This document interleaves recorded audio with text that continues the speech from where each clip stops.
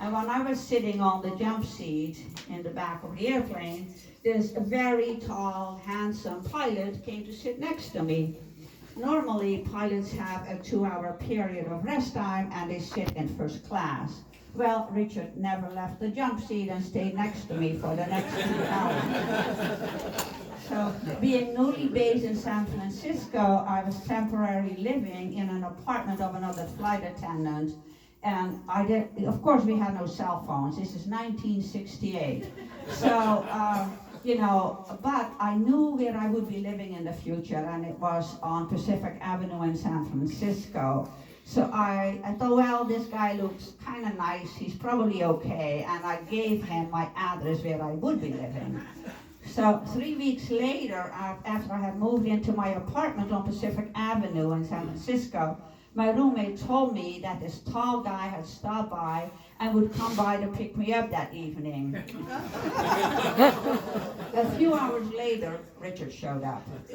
He was having friends over for dinner and he was fixing some kind of chicken casserole.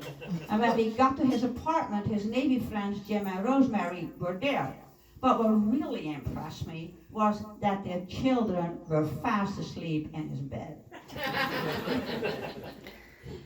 The next 3 days, he showed me around San Francisco, taking me to all the tourist spots.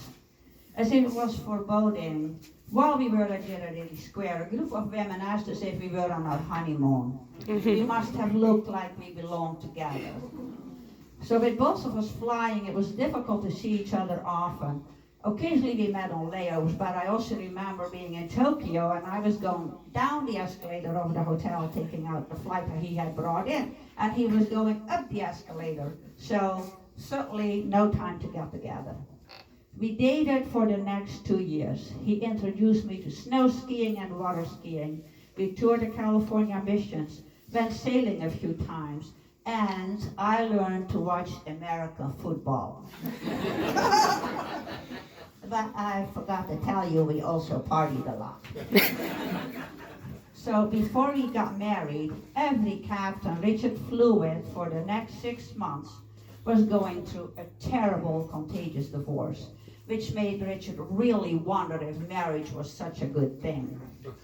However, he surprised me when visiting our Navy friends in Carmel Valley by taking me to Giuseppe, an Italian jeweler, where he had bought a diamond.